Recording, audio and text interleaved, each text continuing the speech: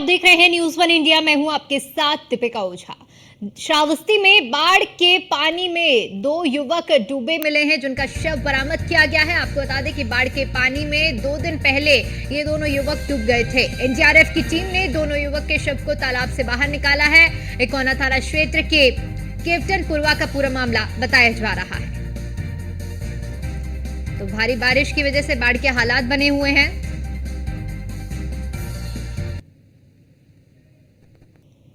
वहीं 2 दिनों तक लगातार हुई बारिश और पड़ोसी मुल्क नेपाल के भारी मात्रा में पानी छोड़ने से सिद्धार्थनगर जिले में बाढ़ जैसे हालात पैदा हो गए हैं।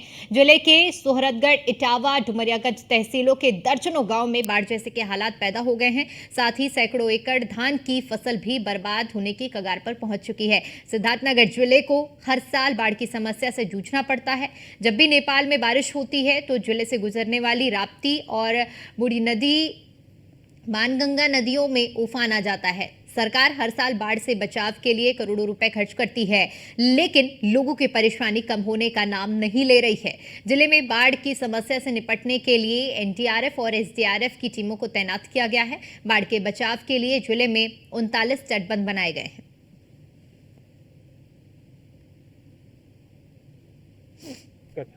झाड़ा पेशाब सब आवे जाए, सब दिक्कत है। ये हर साल आवत है। साहब लोग आवत हैं, देखत हैं, कहते हैं हई कह दिया, भाऊ कह दिया, कुछ नहीं कहते हैं। सड़क कहते हैं लगवा दिया, दूठो पुलिया लगवा दिया, कुछ नहीं होता। हरकत वह रहा, फसल सब पूरा चली जाते। हम लोग जांगर के बल से मजदूरी मेहनत करी था, खाई। ये तो हम लोगों के लिए ये आम बात हो गई है। ये जो समस्या आप अगर पीछे कर देख रहे होंगे तो ये समस्या हर साल हम लोगों के लिए रहता है। और अभी तो ये बारिश की शुरुआत है और फिलहाल अभी हम लोग के ग्राम पंचायत में 8 टोले आते हैं। 8 टोले में से 4 टोले जो है पूरी तरह से बाढ़ से ग्रसित हो चुके हैं। और उस 4 टोले में मतलब 3 नाव हम लोग ने लगा दिया है। 2 तहसील से मतलब व्यवस्था किया गया, अब 1 ग्राम पंचायत की नाव हुई है। और इसके अलावा जो बाकी जो 3-4 टोलों का रास्ता जो आवागमन वो बाधित हुआ है, अभी नाव के द्वारा संचालित किया जा रहा है। यहाँ पे जैसे खैरी शीतल प्रसाद के दक्षिण में बुढ़राप्ती नदी है और उसके पूर्वी में घोराही नाला है। अगर इस बुढ़राप्ती नदी और घोराही नाला पे अगर बांध बन जाता है तो शायद इससे हम लोगों को कुछ समाधान मिल पाता। बाढ़ से सर बहुत दिक्कत होती है और हर साल दिक्कत होती है। हम लोग का समस्या बहुत ज़्यादा रहता है, आने जाने में बहुत दिक्कत होती है, फिर दवा या हर एक चीज़ में दिक्कत होती है। हर साल शासन प्रशासन लोग आते हैं और बस आश्वासन दे के चले जाते हैं, ये हो जाएगा वो हो जाएगा, लेकिन कुछ होता नहीं है। हम लोग के बहुत दिक्कत है, झाड़ा पेशाब सब आवे। ये है हमारा जनपद सिद्धार्थनगर 5 तहसील है। 5 तहसील बाढ़ से प्रभावित है। इसके लिए जो सिंचाई विभाग के माध्यम से 39 तटबंध बनाया गया पहले से, उसका कुल लंबाई 454 किलोमीटर था। तो उसमें आज हम लोग ने निरीक्षण करने के लिए आए। शीतल प्रसाद जो गांव पंचायत है उसमें एक टोला है।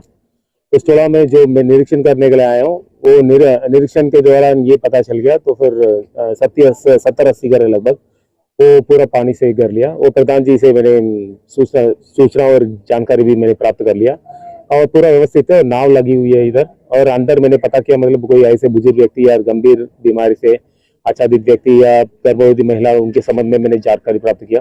ऐसे सूचना मिला नहीं। फिलहाल नाव के माध्यम से जो भी इनका बहुत आवश्यक व्यवस्था है, सब कुछ ग्राम पंचायत का स्तर से मतलब कराया जा रहा है। बाकी हम लोग बिल्कुल सतर्क है और जो भी स्थिति है मतलब जरूर हम लोग मैनेज कर लें।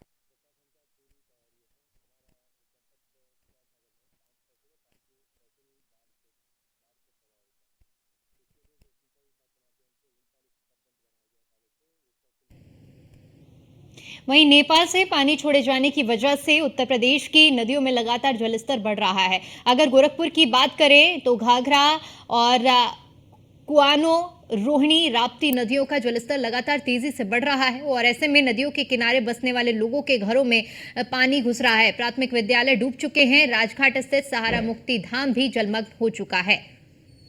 प्रशासन बाढ़ चौकियां स्थापित करने में लगा हुआ है। अगर प्रशासन ने पहले से तटबंधों को मजबूत करने और मरम्मत करने का काम किया होता तो इन हालातों से बचा जा सकता था। पेश है गोरखपुर से हरेंद्र दुबे की एक रिपोर्ट।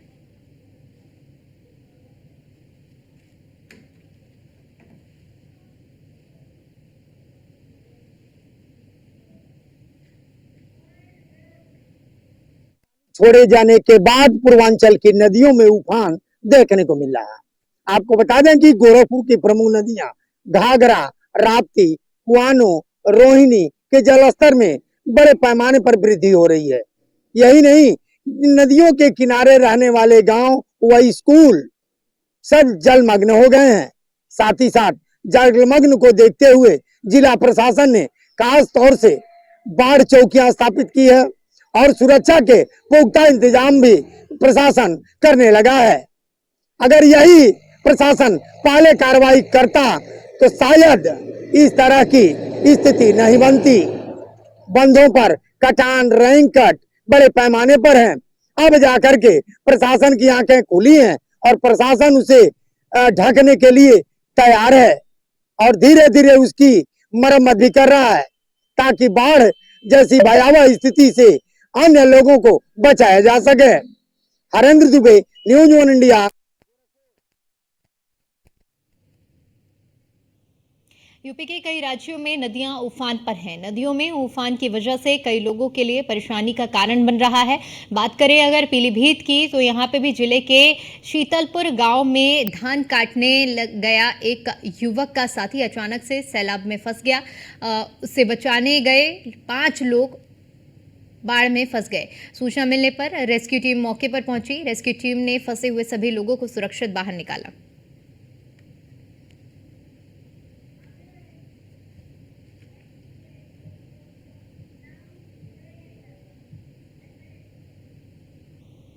पिछले एक सप्ताह से जारी बारिश के बीच में बनबासा बराज से शारदा नदी में पानी छोड़े जाने से पीलीभीत और लखीमपुर जिले के कई इलाकों में बाढ़ जैसे हालात बन गए हैं। पानी के तेज बहाव की वजह से नवनिर्मित माला शहगढ़ रूट पर बनी पुलिया पानी में बह गई। कलीनगर और बरखेड़ा में सड़क कट जाने से कई लोगों का जिला मुख्यालय से संपर्क टूट गया है। ट्रांस शारदा क्षेत्र में 20 से अधिक लोगों में घरों में पानी भर गया है। देहरादून से टनकपुर जा रही ट्रेन को पीलीभीत में शॉर्ट टर्मिनेट कर दिया गया, जबकि टनकपुर से पीलीभीत होकर मथुरा जाने वाली ट्रेन को भी रद्द कर दिया गया है। ये हम 5 तस्वीरें आपको दिखा रहे हैं जहां पर पानी के कहर की आप तस्वीरें देख सकते हैं, जहां पर आपको बताते चले कि बारिश की वजह से किस तरह से लोगों को खासी परेशानियों का सामना करना पड़ रहा है। कहीं इस बाढ़ की वजह से लोगों के घर जद में आए हैं, तो वहीं पर आपको ये भी तस्वीरें हम दिखा रहे हैं कि लोगों के घरों में पानी पहुंचा हुआ है। प्रशासन पूरी तरह से मुस्तैद है ताकि किस तरह से लोगों को सुरक्षित बाहर निकाल लिया जाए। यानी कुल मिलाकर अगर देखा जाए तो बारिश की वजह से आम जनजीवन पूरी तरह से अस्त व्यस्त हो चुका है।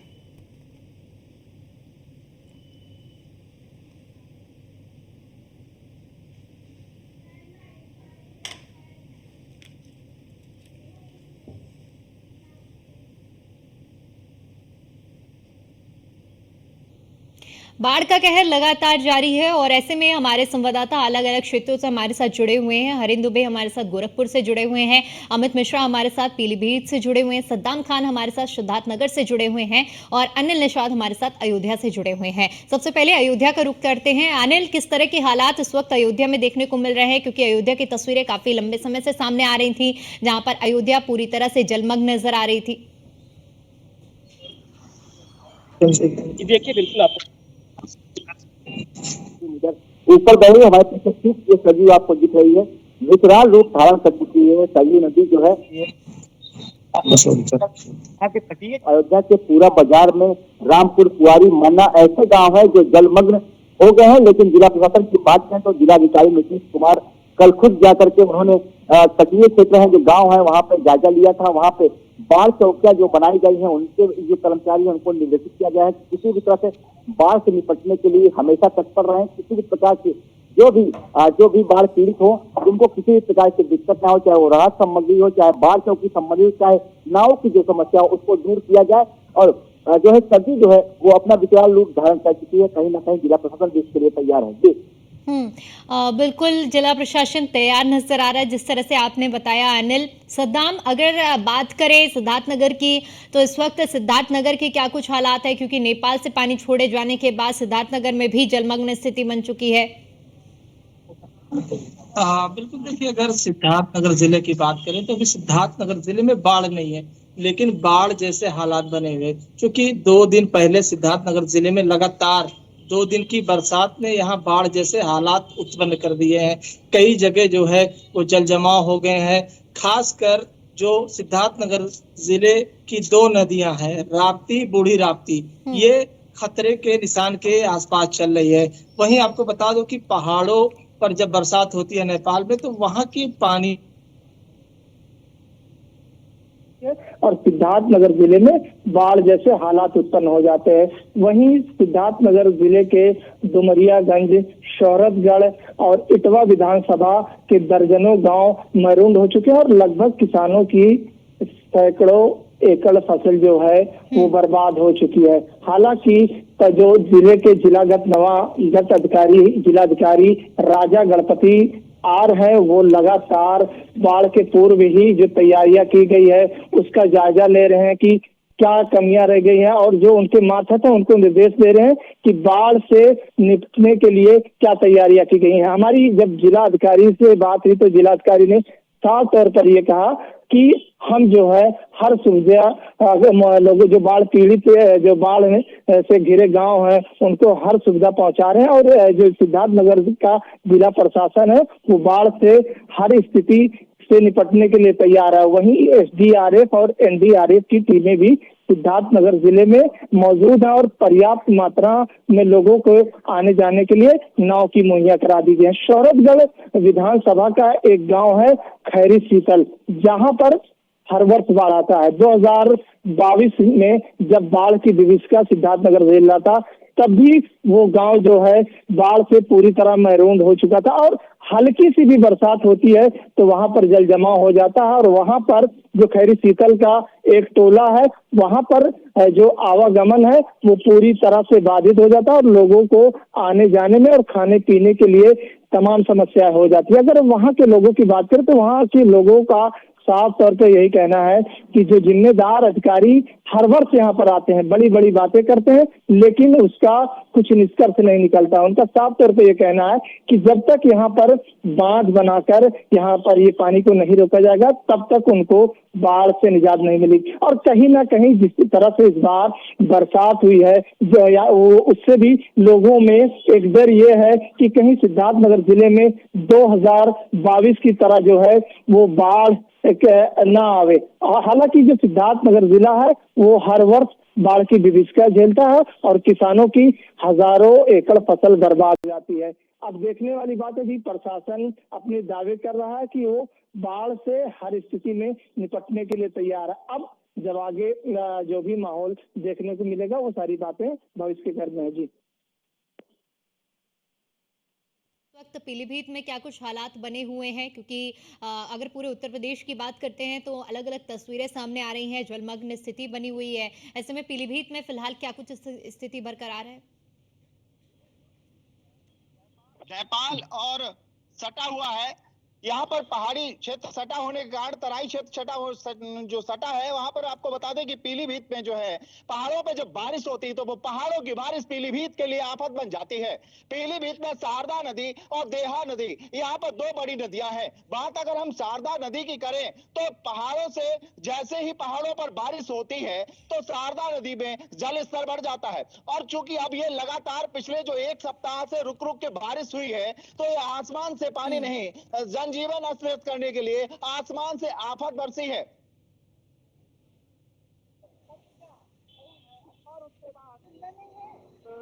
यूनिडाम से भी छोड़ा गया है तो यहाँ पे गोदाम से पानी छोड़ने के पानी छोड़ा गया है, और पानी छोड़ने की वजह से यहाँ पीलीभीत में आसमान में जो बारिश हुई है तो आफत हुई है तो लोगों से सरदर्दी बढ़ गई है। यहाँ हो गया है। अब देखना यह है प्रशासन इस मामले में किस तरह से अपने आप को इस बाढ़ से नियंत्रण करता है, लेकिन इस बाढ़ से अभी तक 18 गांव प्रभावित हो चुके हैं। 18 गांव में बाढ़ का पानी प्रवेश कर चुका है, जिससे जनजीवन अस्त व्यस्त है। यहाँ तक कि आवागमन जो जिले का मुख्यालय है उससे भी आवागमन टूट गया है, लोगों का आना जाना मुश्किल हो रहा है। हालांकि लगा हुआ है था जहाँ जो रोड रखे हुए हैं उनको निरीक्षण किया गया और दिशा निर्देश लिए कि जैसे ही पानी हो इसको सब पूरा कराया जाए। तो ये इस तरह से अचानक अब प्रभावित होना, तो देर से पानी छोड़ना और लगभग 7 लाख क्वेंटल पानी यहाँ पे छोड़ा जा चुका है। तो देहा टाटा ये पूरी तरह से जो है बाढ़ की स्थिति से अधिक चल रही है। गाँव में पानी घुस चुका है, घरों में पानी घुस चुका है, तो पूरी तरह से बेनिफिट में जनजीवन आप कैसे है जी। ठीक है, एक बार फिर से आपका रुख करेंगे, लेकिन एक बार हमारे साथ गोरखपुर से हरेंद्र दुबे भी जुड़े हुए हैं। हरेंद्र, अगर गोरखपुर की बात की जाए तो गोरखपुर में इस वक्त क्या कुछ हालात बने हुए हैं बारिश और बाढ़ को लेकर? देखिए, गोरखपुर की अगर बात की जाए तो गोरखपुर अभी नदी का जलस्तर जो है कि 12 घंटे बाद खतरे के निशान से ऊपर आएगी। राप्ती, घाघरा, कुआनो, रोहिणी नदियों के जलस्तर में बढ़ोतरी हो रही है। नदियों के किनारे खेत, नदियों के किनारे रहने वाले लोग पानी से प्रभावित हो चुके हैं, लेकिन अभी भी बंधा तटबंधों तक जो है कि पानी पहुंचने में काफी समय लगेगा। लेकिन फिलहाल प्रशासनिक अधिकारी पूरी मुस्तैदी के साथ सुरक्षा के इंतजाम करने में लगे हैं। अगर ये इंतजाम पहले कर लिए होते या करते तो आज ये नौबत नहीं आती। तटबंधों के अंदर रहने वाले लोग, नदियों के अंदर रहने वाले लोगों को पहले ही अगर अलर्ट करके बाहर निकाल दिया गया था तो आज उन लोगों को बाहर निकालने के लिए इतनी मशक्कत नहीं करना। अब ठीक है, आ रहा है नहीं आ रहा है? बात करें तो पूर्वांचल में सबसे ज्यादा भयावह स्थिति इस समय कुशीनगर की हो गई है। कुशीनगर का कोई ऐसा गांव नहीं है जो जलमग्न नहीं हुआ हो। एक तरफ फिर से कर रहा हूं मैं कल दूसरे तरफ रोहिणी जो वहाँ की नारायणी नदी है, नारायणी नदी के जलस्तर से कई गांव डूब चुके हैं। हमारे जो है कि कई ऐसे वहाँ के लोग हैं जो बार बार फोन करके कह रहे हैं कि किसी तरीके से प्रशासनिक मदद मिले। गोरखपुर की अगर दक्षिणांचल की बात करें तो दक्षिणांचल में भी कई ऐसे गांव हैं नदियों के किनारे जो डूब चुके हैं। प्राथमिक विद्यालय डूब चुके हैं, प्राथमिक विद्यालय बंद कर दिए गए हैं। और यही नहीं, आपको बता दें कि प्रशासनिक अधिकारी लगातार बंदों पर निरीक्षण करते नजर आ रहे हैं और अब जाकर के बाढ़ चौकियां स्थापित करने की बात कर रहे हैं। ये अगर आपदा विभाग द्वारा ये जारी सूची की गई है, खासतौर से आपको बता दें कि राप्ती और कुआनो सभी नदियों के जलस्तर बढ़ोतरी की, तो उसके द्वारा दावा ये किया जा रहा है कि 10 से 12 घंटों के अंदर खतरे के निशान से राप्ती और रोहिणी और कुआनो नदी ऊपर बहेगी। जलस्तर बड़े पैमाने पर बढ़ा, लोगों में हाहाकार मची है। और यहाँ जो नदियों के तटबंध के अंदर खेती है वो खेती नुकसान हो चुकी है। जीव जंतु को लेकर के लोग ऊंचे स्थान पर जाने के लिए मजबूर है। और गोरखपुर का प्रशासनिक अधिकारी अमला पूरा लगा हुआ है उन लोगों के बचाव, राहत देने में और सुरक्षा करने के लिए जो है कि इस समय मुस्तैद नजर आ रहा है। बिल्कुल हरेंद्र, क्योंकि देखिए अब तो प्रशासनिक अमला जुटा हुआ है कि किस तरह से जो जनजीवन अस्त व्यस्त हुआ है उसे सुरक्षित बाहर निकाल लिया जा सके। ऐसे में अगर अनिल अयोध्या की बात करें तो अयोध्या में प्रशासन की किस तरह से मुस्तैदी देखने को मिल रही है, क्योंकि इससे पहले आपने जिक्र किया कि डीएम खुद निरीक्षण के लिए निकले थे बाढ़ ग्रसित क्षेत्रों के लिए। क्या कुछ तैयारियां खासतौर पर की गई हैं? जो लोग बाढ़ ग्रसित हैं उनके लिए राहत बचाव कैंप भी बनाए जाते हैं, क्या इस तरह की कुछ तैयारियां की गई हैं अयोध्या में या नहीं? 2 दिन पहले यहाँ जो अधिकारी हैं उनके साथ उन्होंने बैठक की थी। बाढ़ को लेकर के भी एक लंबी चर्चा चली थी। तो कहीं ना कहीं यहाँ का जिला प्रशासन, अगर जिलाधिकारी नीतीश कुमार की बात करें तो पहले से वो 2 महीने पहले से ही बाढ़ को लेकर अलर्ट थे। और जो तटीय इलाके हैं वहाँ पर बोल्डरों से पटाई हो रही थी। कहीं ना कहीं बोल्डरों से सरयू के जल को रोका जाए और जो तटीय इलाके, जो तटीय गाँव, तटीय नदी के तटीय सरयू के किनारे बसे हुए हैं, वहाँ कहीं ना कहीं पानी न पहुंच पाए, जिससे बाढ़ की स्थिति न हो पाए। लेकिन यहाँ की अगर बात करें, रुदौली हो गया, सुहावन हो गया, कहीं कहीं यहाँ थोड़ा थोड़ा जो गाँव में पानी अभी घुस रहा है। अभी यहाँ बाढ़ की संभावना नहीं है। अगर तहसील सदर की बात करें तो यहाँ पे 4-5 गाँव है, जैसे रामपुर कुआरी हो गया, मरना हो गया, यहाँ पे थोड़ा बहुत बाढ़ की कहीं ना कहीं अधिकारी नीतीश कुमार खुद इसकी मॉनिटरिंग कर रहे हैं कि जो बाढ़ चौकियां बनाई गई हैं वो सही से काम कर रही हैं कि नहीं। और सभी बाढ़ चौकियों पर एसडीएम की तैनाती की गई, जो सभी पैरामीटर को जिलाधिकारी के सामने पेश कर रहे हैं कि कहाँ क्या कमियां है और कहाँ क्या करने की जरूरत है। तो कहीं ना कहीं यहाँ पर जो जिला प्रशासन है वो बाढ़ से निपटने के लिए पूरी तरह तैयार है। और कहीं ना कहीं 43 सेंटीमीटर खतरे के निशान से ऊपर बहने के बाद भी अभी बाढ़ की स्थिति अयोध्या में नहीं है। जी बिल्कुल अनिल, क्योंकि देखा जाए तो एक आध्यात्मिक नगरी है अयोध्या, और ऐसे में बड़े स्तर पर वहां लोग पहुंचते भी हैं रामलला का, क्योंकि इस साल प्राण प्रतिष्ठा हुई है, भव्य मंदिर बनकर तैयार हुआ है। अब जो लोग वहां पर पहुंच रहे हैं, एक तरफ बाढ़ है, बाढ़ की स्थिति ग्रामीण झेल रहे हैं, दूसरी तरफ वहां पर लोगों का पहुंचना, किस तरह से इन समस्याओं के लिए भी प्रशासन ने तैयारियां की गई हैं? जी बिल्कुल, आपको बता दें कि एनडीआरएफ, एसडीआरएफ के अलावा जल पुलिस और लोकल पुलिस को भी जो है अयोध्या के घाटों पर लगाया गया है कि जो भी श्रद्धालु अयोध्या पहुंचे, क्योंकि अब सावन का महीना आने वाला है, श्रद्धालु ज्यादा की संख्या में आ रहे हैं, तो कहीं ना कहीं उनके साथ कोई दुर्घटना न घटित हो, इसके लिए स्पेशल फोर्स मतलब ज्यादा फोर्सों को भी बढ़ाया गया। और ये देख रहे हैं जेपी ग्रो ये लगाई गई है, ऐसे सभी घाटों पर ये जो लगा दिया गया है, कहीं ना कहीं श्रद्धालु इससे आगे न जाए और कहीं ना कहीं जो बाढ़ की स्थिति है, सरजू उफान पे है, तो इससे उधर न जा करके वो स्नान करें और कहीं ना कहीं किसी भी प्रकार का उनको खतरा ना हो, इसका विशेष ध्यान रखा जा रहा है। और जो स्पेशल टीमें जो गठित की गई है एसडीआरएफ, एनडीआरएफ की, वो अपनी बोट लगाकर घाटों के किनारे बैठी हुई हैं और निगरानी कर रहे हैं किसी भी प्रकार की जेटी को पार करके जो है श्रद्धालु उस पार स्नान न करें और कहीं भी उनके साथ दुर्घटना ना हो सके, तो कहीं ना कहीं पकड़ने की तैयारी यहाँ पर मुस्तैद नजर आ रही है। जी ठीक है। सद्दाम, अगर बात सिद्धार्थनगर की करें तो सिद्धार्थनगर में प्रशासन ने क्या कुछ पहले से तैयारियां की थी जो कि अब अमल में लाई जा रही हैं, और फिलहाल आगे के लिए क्या कुछ तैयारियां की जा रही हैं, क्योंकि मानसून का सीजन अभी बरकरार रहने वाला है? बिल्कुल, देखिए, अगर सिद्धार्थनगर जिला प्रशासन की बात करें तो सिद्धार्थनगर जिला प्रशासन बाढ़ से बचाव के लिए सिद्धार्थनगर जिले में कुल 39 तटबंध बनाए हैं, जिसकी लंबाई 4 से 54 किलोमीटर है। हालांकि सभी तटबंधों का जो जिले के नवागत जिलाधिकारी राजा गणपति आर हैं, वो लगातार हर तटबंधों पर जाकर जो जिम्मेदार अधिकारी है, चाहे वो सिंचाई विभाग के हों या अन्य जिम्मेदार अधिकारी हों, सभी से उन तटबंधों का जायजा ले रहे हैं कि अगर मानसून तेज होता है और बाढ़ आती है तो क्या तटबंध जो है वो उन पानी को झेल पाएंगे कि नहीं झेल पाएंगे। और जिला अधिकारी लगातार जो है वो ग्रामीण क्षेत्रों में जहां बाढ़ आते हैं और जहां बाढ़ जैसे हालात उत्पन्न हो गए, वहां पर लोगों से जाकर मिल रहे हैं और उनकी हर एक समस्याएं पूछ रहे हैं और उनको हर एक समस्याओं से निपटने की बात बता रहे हैं। और साफ तौर पर जिलाधिकारी ये दावा कर रहे हैं कि लोगों को किसी भी तरह की दिक्कत नहीं हो पाएगी। वो लोग जिलाधिकारी और यहाँ की प्रशासन ने लोगों के आवागमन के लिए उनको नाम मुहैया करा दिया, खासकर उन क्षेत्रों पर जहां पर अभी आवागमन बाधित हो गया है। और जिले में बाढ़ बचाव के लिए जब कहीं पर तेज बारिश आवे तो जहां पर बाढ़ जैसे हालात है, वहां पर एसडीआरएफ और एनडीआरएफ की टीम मौजूद हो गई है और जरूरत पड़ने जिलाधिकारी ने कहा और भी टीमें बुलाई जाएगी। तो साफ तौर से सिद्धार्थनगर जिला प्रशासन का यह कहना है कि वो किसी भी स्थिति इसे बाढ़ से निपटने के लिए पूरी तरह से तैयार है। लेकिन जो यहाँ के लोग हैं, जिस तरह से नदियों का जलस्तर बढ़ रहा है, उस को देखते हुए यहाँ के लोग भयभीत हैं कि कहीं एक बार फिर 2022 जैसे हालात उत्पन्न न हो जाए। लेकिन जिला प्रशासन ये दावा कर रहा है कि वो पूरी तरह से निपटने के लिए तैयार है। हालांकि आने वाले वक्त में ही देखने को मिलेगा कि जिला प्रशासन के दावों में कितनी सच्चाई है। जी बिल्कुल।